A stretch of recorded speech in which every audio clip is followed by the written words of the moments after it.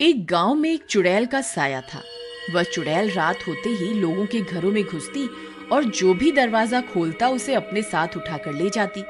अरे मर गया रे, कोई तो मुझे बचाओ, कोई तो मुझे इस चुड़ैल से बचाओ, ये मुझे ले जाकर खा जाएगी। अगले दिन, ए विमला, जल्दी से ये सारे बर्तन धो ले, अंधेरा होने वाला है।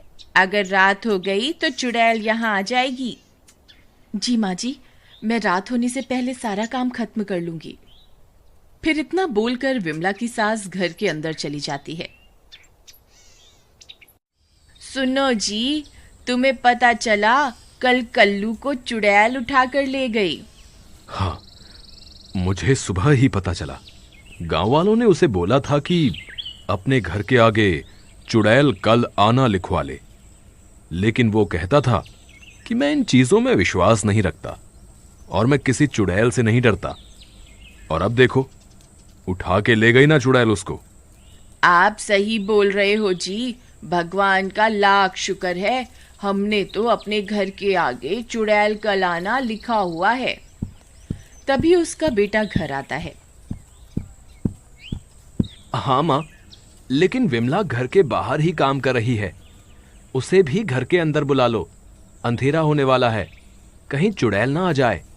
क्यों रे राजेश, तुझे बड़ी फिक्र हो रही अपनी बीवी की। तू चुपचाप अपने कमरे में चला जा, जब तेरी पत्नी बाहर का सारा काम निपटा लेगी तभी उसे घर में आने दूंगी। चल चुपचाप अपने कमरे में जा। फिर वह उदास होकर अपने कमरे में चला जाता और खिड़की से विमला को पुकारता है। विमला, विमला, अंधेरा होने वाला है, कहीं चुड़ैल ना आ जाए। लेकिन मेरा काम अभी खत्म नहीं हुआ, अगर मैं काम अधूरा छोड़ के आऊंगी तो माँ जी को अच्छा नहीं लगेगा। मैं यहाँ नहीं रहना चाहिए, कहीं चुड़ैल ना आ जाए। फिर विमला घर के अंदर जाने लगती है।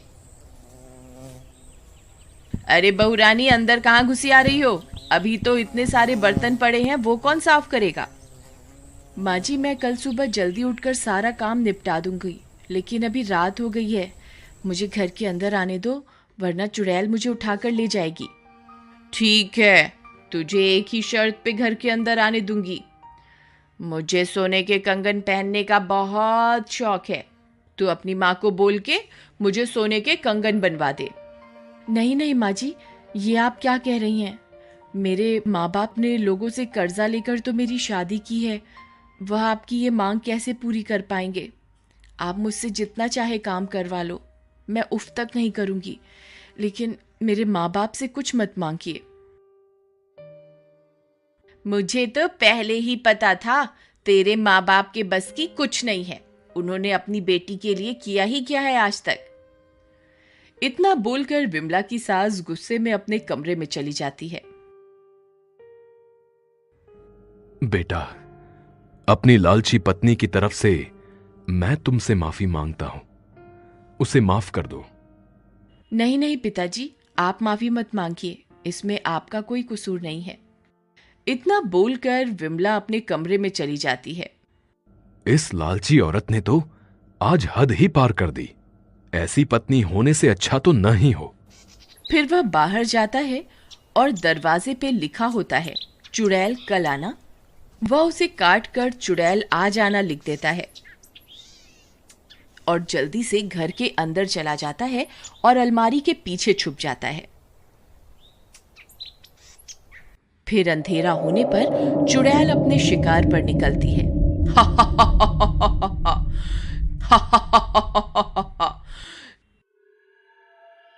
अरे ये तो लिखा है कल आना, लगता है घर में आज कोई नहीं है, यहाँ कल आऊंगी। फिर वह आगे बढ़ जाती है।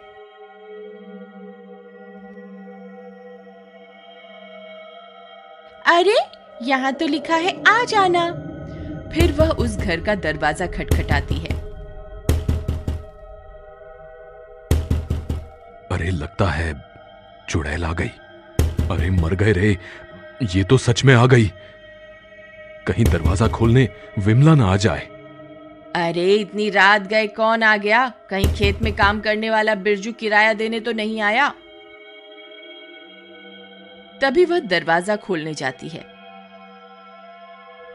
अरे बिरजू रुक जा, आ रही हूं। आज तो मजा आ गया, रात को भी लक्ष्मी के दर्शन हो जाएंगे। फिर जैसे ही वह दरवाजा खोलती है वह हक्की बक्की रह जाती है। अरे मर गए रे, ये तो चुड़ैल है। हे भगवान मुझे बचाओ। अरे सुनते हो, कहाँ हो? देखो चुड़ैल हमारे घर आ गई। अरे विमला कहाँ है तू? जल्दी बाहर आ। तभी चुड़ैल अपनी डरावनी हंसी हंसती है।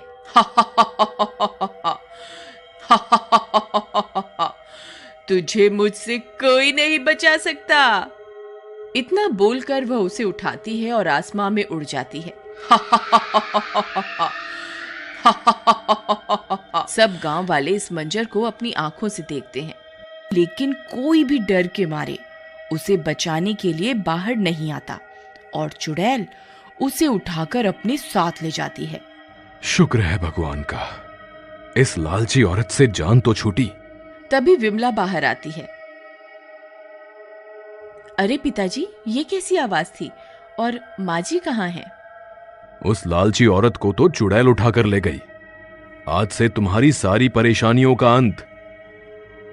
लेकिन पिताजी, हमने तो घर के बाहर चुड़ैल कल आना लिखा हुआ था, तो फिर चुड़ैल हमारे घर कैसे आ गई? अरे ये क्या, किसी ने इसे काटकर चुड़ैल आज आना लिख दिया। ये किसने किया? ये जरूर किसी गांव वाले की शरारत है। मैं अभी पता लगाता हूं। ठहरो बेटा, तुम्हें कहीं जाने की जरूरत नहीं है। ये मैंने ही किया है। इस लालची औरत को सजा मिलनी चाहिए थी। नहीं पिताजी, ये आपने ठीक नहीं किया। आपको ऐसा नहीं करना चाहिए था। बेटा, मुझसे रोज रोज तुम्हारी ऐसी हालत देखी नहीं जाती थी, इसीलिए मुझे लगा कि इस लालची औरत को सबक सिखाने का यही सही तरीका है। अब क्या करें? मां को वापस कैसे लाएं? इतनी रात में जंगल में जाना खतरे से खाली नहीं होगा। हम सुबह होने का इंतजार करते हैं। नहीं नहीं, जब तक तो बहुत देर हो जाएगी। हमें माँ जी को अभी ढूंढना होगा।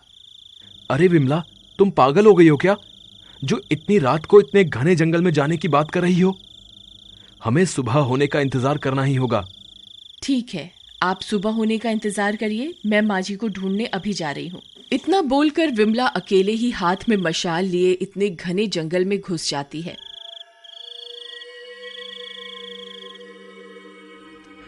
हे भगवान, कृपा करके मेरी बहू का साथ देना। वहीं विमला जंगल में चुड़ैल की तलाश करती रहती है। तभी उसे डरावनी आवाजें सुनाई देती हैं। विमला बहुत डर जाती है। तभी उसे डरावनी हंसी सुनाई देती है।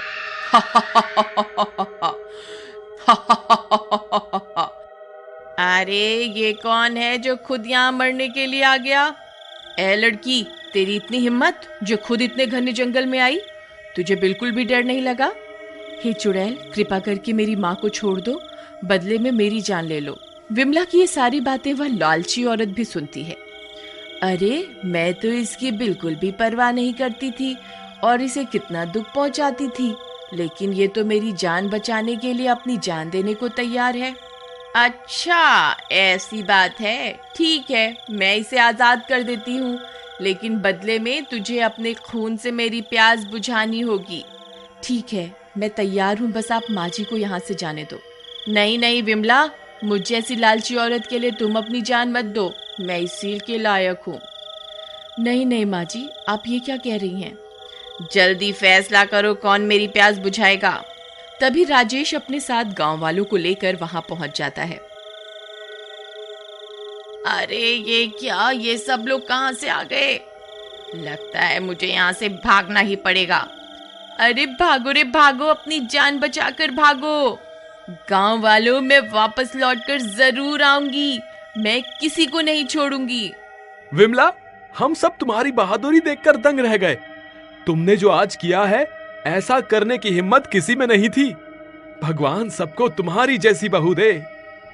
देख लालची औरत, तू इसे कितने दुख देती है और आज इसी ने तेरी जान बचाई है। बहू, मुझे माफ कर दे, मैंने तुझे बहुत दुख दिए हैं। कोई बात नहीं माँ जी, आपको माफी मांगने की कोई जरूरत नहीं है। मॉरल, एक बात याद रखिए, बहू भी किसी की बेटी है।